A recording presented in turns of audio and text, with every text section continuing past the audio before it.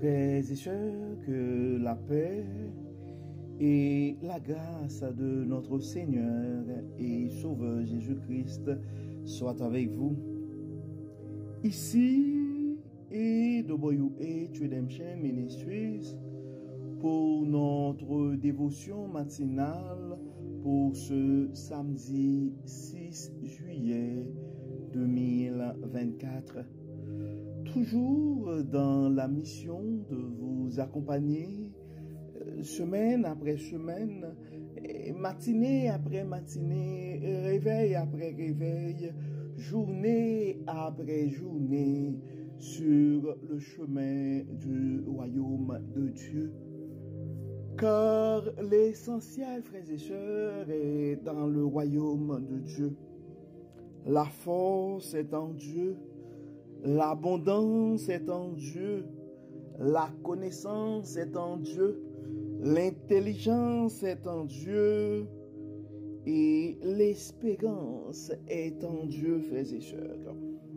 Et c'est pourquoi nous nous répétons à chaque instant, à chaque occasion, cherchons d'abord le royaume de Dieu et sa justice, et toutes les autres choses nous seront données en plus.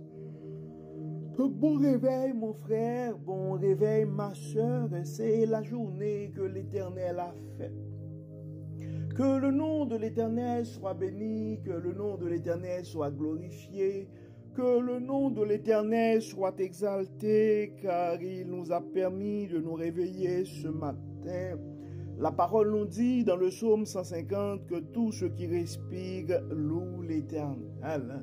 Puisque nous respirons présentement, frères et sœurs, nous avons intérêt à louer Dieu, à rendre gloire à notre Père Céleste, notre pourvoyeur, la source de nos joies, la source de nos succès et la source de nos consolations également. C'est pourquoi, frères et sœurs, ce rendez-vous à chaque matin et cet rendez-vous à ne pas rater, car ça nous donne la possibilité de pouvoir nous réveiller avec Dieu.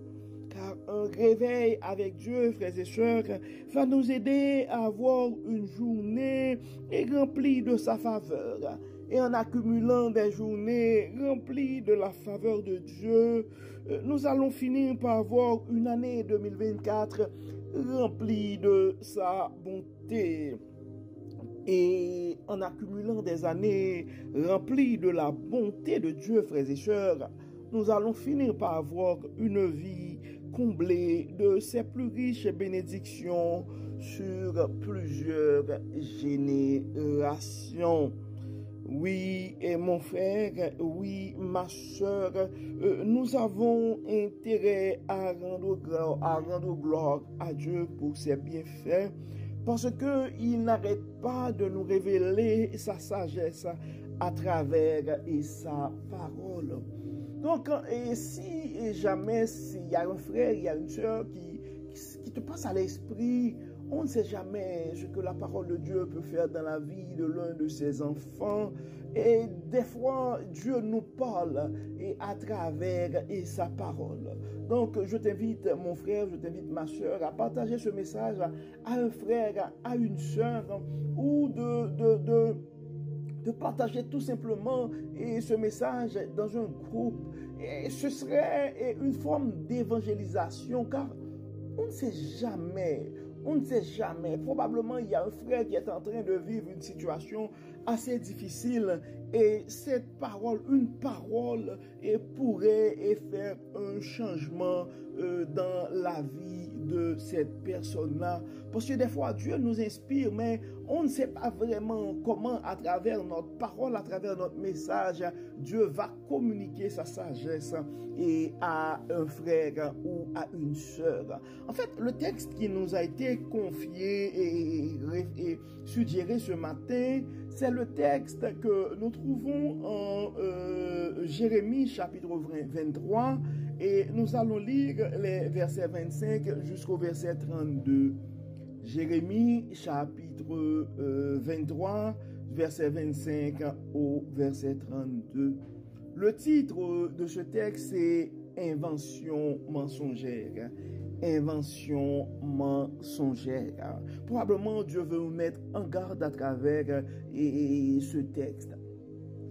Ça commence enfin, nous lisons Jérémie chapitre 23, versets 25 à 32. J'ai entendu les discours des prophètes qui prophétisent le mensonge en mon nom, en disant, voici, j'ai reçu un songe, j'ai reçu un songe. Combien de temps encore auront-ils donc en tête de prophétiser le mensonge, ces prophètes qui proclament leur invention trompeuse? Veulent-ils, par les songes qu'ils se racontent mutuellement, me faire oublier par mon peuple, tout comme leurs ancêtres m'ont oublié par Baal? Si un prophète a fait un songe, qu'il raconte ce songe. Et celui qui a une parole de ma part, qu'il communique ma parole selon la vérité. Que vient faire la paille au milieu du froment, demande l'Éternel. Ma parole n'est-elle pas pareille au feu, demande l'Éternel. N'est-elle pas comme un marteau qui brise le roc? Aussi déclare l'Éternel, je vais m'en prendre à ces prophètes qui mutuellement se volent mes paroles. Je vais m'en prendre à ces prophètes, déclare l'Éternel, qui agitent leur langue pour prononcer un oracle. Je vais m'en prendre, déclare l'Éternel, à ces prophètes qui ont des songes mensongers, qui les racontent pour égarer mon peuple par leurs mensonges et par leurs balivernes.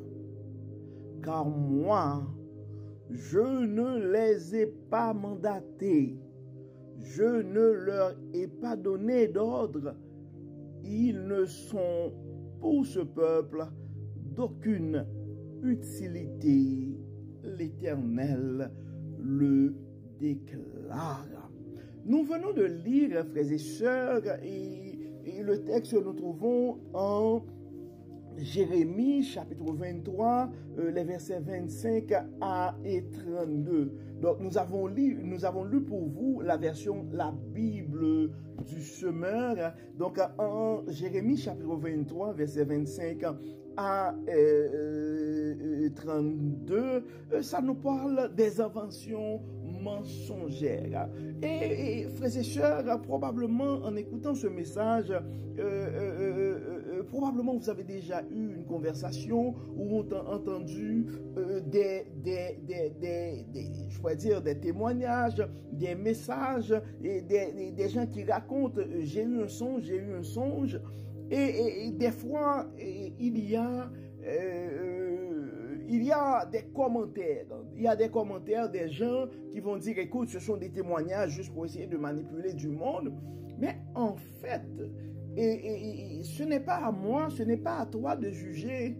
Est-ce qu'un témoignage, est-ce que quelque chose qui a été raconté dans un message est un mensonge ou non? Parce que nous autres, nous malheureusement, et malgré l'intelligence que Dieu accorde aux hommes, nous n'avons pas la possibilité de traverser la pensée humaine. Et Dieu ne nous a pas placés non plus comme juges. Mais la seule chose que ça m'a porté est quand même à réfléchir. Et puis aujourd'hui, c'est comme Dieu voulait me parler d'une certaine manière, parce que j'ai écouté une vidéo et c'est comme... J'ai écouté quelqu'un qui était en train de parler et pour dire que lui, dans son ministère, à un certain moment, il parlait, c'est comme à un certain moment, comme au nom de Dieu, pour dire, j'ai reçu ce message de Dieu pour toi. Et à un certain moment, il y avait un coach qui l'avait dit, écoute, tu dois faire attention parce que la plupart du temps, des choses que tu racontes, tu dis que c'est Dieu et qui te donne ce message pour quelqu'un, ce sont tes propres pensées.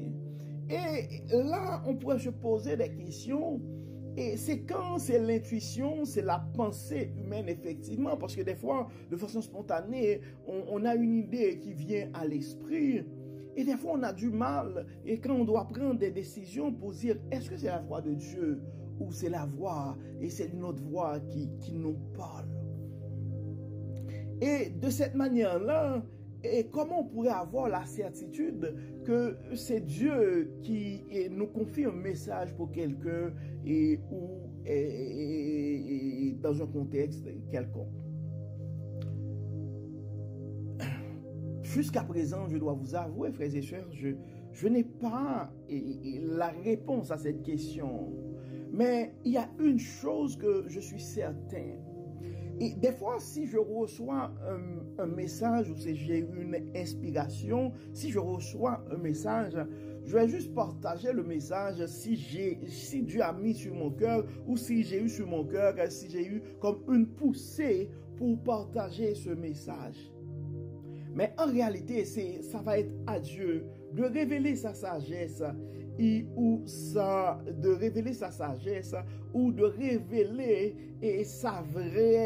son vrai message à la personne concernée. Et c'est pourquoi des fois j'utilise cette méthode pour dire, écoute, je ne sais pas pourquoi, j'ai comme une poussée, j'ai cette parole, j'ai ce message à partager avec toi. Mais je suis convaincu, au moment opportun, Dieu va te communiquer, Dieu va te révéler, effectivement. Donc, on peut voir, il y a plein d'exemples dans la Bible. Et si on prend, par exemple, le cas de Marie, quand l'ange a visité Marie et a eu la visite de l'ange, et Marie a quand même expliqué sa version des choses ou ce qu'elle a vécu avec Joseph. Mais malgré tout, Joseph, dans sa nature humaine, n'a pas encore eu sa rencontre avec l'ange. Donc, il pouvait toujours remettre en question le message qu'elle a reçu, que Marie, la façon que Marie avait expliqué la chose. Mais on voit qu'il y avait des coïncidences, parce que pendant que Marie a eu son message, Élisabeth aussi a eu une expérience, et l'ange a dû visiter Joseph aussi pour dire, Joseph, et ne crains pas, et n'aie pas peur, et tu dois prendre Marie et pour femme. L'enfant que Marie est en train de porter, c'est l'enfant, cet enfant vient de Dieu. Donc c'est la même chose, et frères et sœurs, quand ça va venir le temps à Dieu de nous parler, la voix de Dieu, ça résonne dans nos cœurs, ça résonne dans nos pensées, et Dieu se manifeste à sa manière. Et donc en fait, il faut tout juste éviter de ne pas raconter des choses au nom de Dieu, au nom de Dieu, car les paroles, je vais juste prendre le temps de relire pour vous, parce que je ne veux pas commenter ce texte, je vais juste vous donner le temps d'assimiler ce qui a été dit en Jérémie 23, versets 25 à 32. J'ai entendu les discours des prophètes qui prophétisent le mensonge en mon nom en disant, voici, j'ai reçu un songe, j'ai reçu un songe. Et dans le verset 26, ça dit, combien de temps encore auront-ils donc en tête de prophétiser le mensonge, ces prophètes qui proclament leur invention trompeuse? Veulent-ils, par les songes qui se racontent mutuellement, me faire oublier par mon peuple, tout comme leurs ancêtres m'ont oublié par Baal? Si un prophète a fait un mensonge, qu'il raconte ce songe. Et celui qui a une parole de ma part, qu'il communique ma parole selon la vérité. Que vient faire la paille au milieu du froment? Demande l'Éternel. Ma parole n'est-elle pas pareille au feu? Demande l'Éternel. N'est-elle pas comme un marteau qui brise le roc? Aussi déclare l'Éternel, je vais m'en prendre à ces prophètes qui mutuellement se volent mes paroles. Je vais m'en prendre à ces prophètes, déclare l'Éternel, qui agitent leur langue pour prononcer un oracle. Je vais m'en prendre, déclare l'Éternel, à ces prophètes qui ont des mensonges, qui ont des songes mensongers, qui les racontent pour égarer mon peuple par leurs mensonges et par leurs balivernes.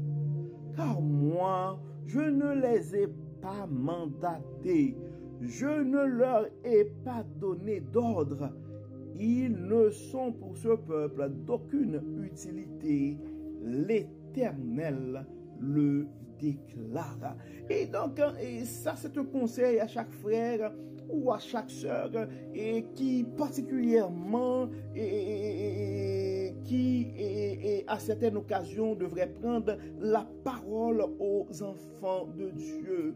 Peu importe le domaine, même si on n'est pas dans le ministère, mais le fait qu'on soit conférencier, coach, mais on va quand même conseiller des gens ou le fait qu'on soit un membre de la famille et des fois des gens nous appellent pour des conseils de couple ou toute autre chose.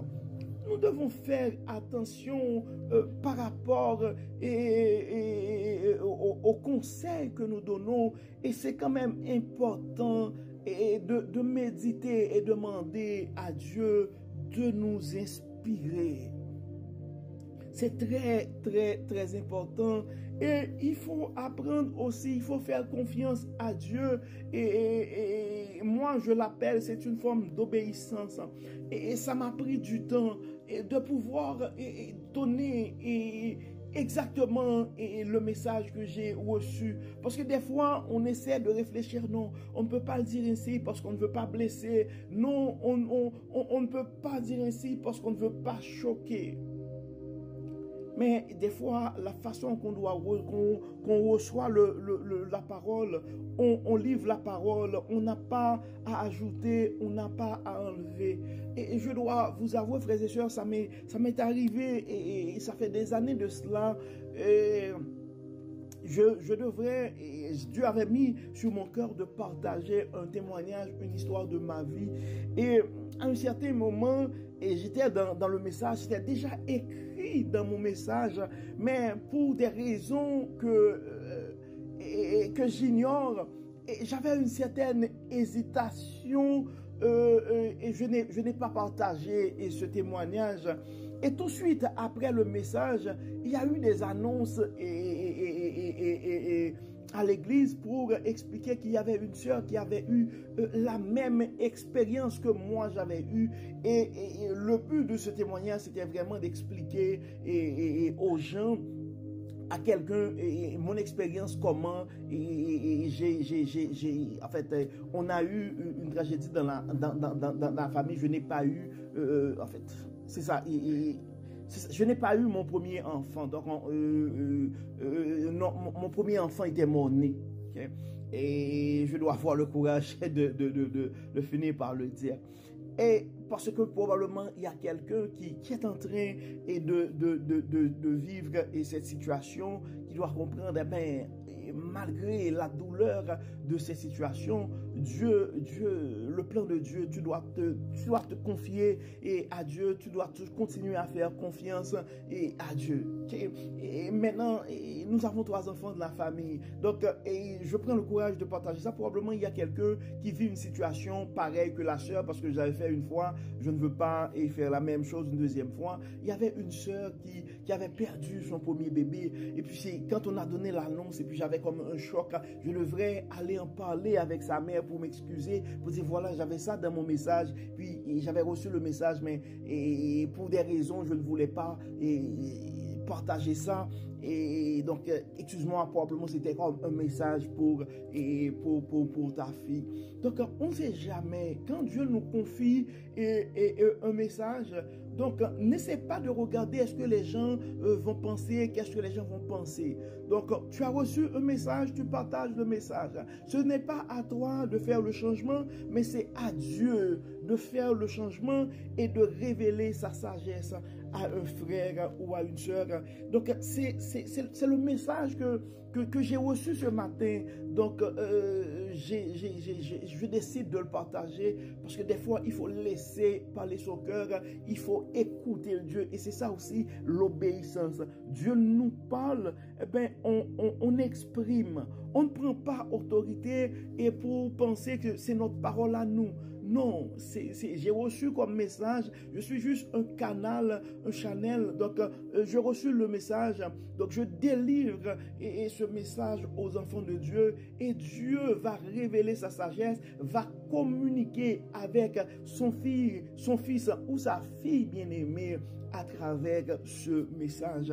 Donc, je pense que Dieu voulait nous mettre en garde par rapport à ça.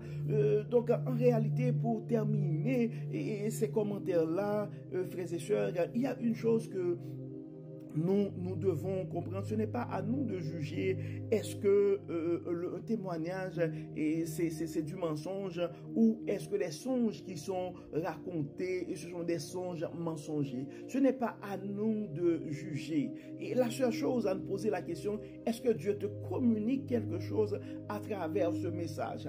Et si jamais Dieu ne te communique, probablement le message c'est pas pour toi, mais c'est pour quelqu'un d'autre. Donc n'essaie pas de faire des commentaires ou de juger faussement. Ce n'est pas à nous de juger. Ça, c'est le premier conseil, le premier de sagesse que moi j'ai reçu de ce texte-là.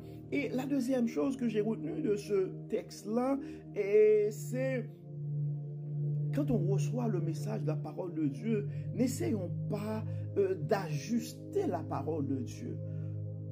Comment dire, Dieu est assez grand, assez mature pour pouvoir communiquer à sa manière sa parole à ses enfants bien-aimés. N'essayons pas d'ajuster le message de Dieu, mais soyons obéissants et délivrons le message de Dieu tel qu'il a été reçu. Donc maintenant, nous allons prier, frères et sœurs, et nous allons demander à Dieu de nous envoyer son Saint-Esprit afin que nous puissions identifier sa voix qui nous parle. Probablement dans ta maladie présentement, Dieu veut te parler. Probablement dans l'échec de ce matin, Dieu veut te parler. Probablement dans la réussite de ce matin et Dieu de ce moment, Dieu veut te parler. Probablement dans ces périodes d'incertitude, Dieu veut te parler. Et probablement dans ces périodes de blessures, de trahison, Dieu veut te parler. Probablement dans ces périodes de doute, Dieu veut te parler. Demande à Dieu de te révéler sa sagesse. Je suis convaincu, il est le Dieu bon, fidèle. Il va te le révéler. Donc, de te révéler sa sagesse. Donc, nous allons prier comme d'habitude, frères et sœurs. Dieu de bonté, Dieu de miséricorde, merci Seigneur pour ton amour, merci pour ta grâce, merci Seigneur pour ta fidélité, merci Seigneur pour la manière que tu n'arrêtes pas de nous communiquer et ton message. Nous sommes reconnaissants, Dieu Tout-Puissant. Merci pour tout, Seigneur.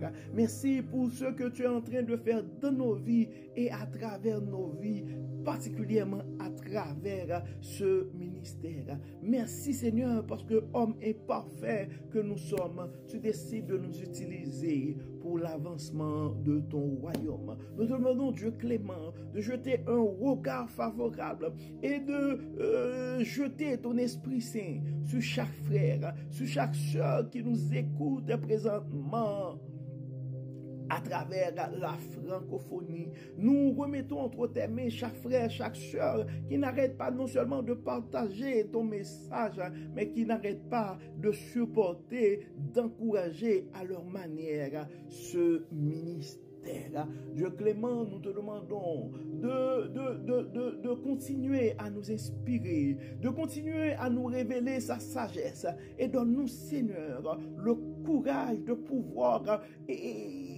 déclarer, de pouvoir prononcer, partager ton message et de la façon que nous l'avons reçu. Aide-nous, Dieu clément. Révèle-nous ta bonté, ta grandeur. Nous aimerions remettre entre tes mains chaque frère, chaque sœur et qui nous écoute présentement. Certains d'entre nous sont malades. Dans cette maladie, Dieu Tout-Puissant, nous te demandons de révéler ta bonté et de faire briller ta puissance. Et d'autres ont des problèmes de famille.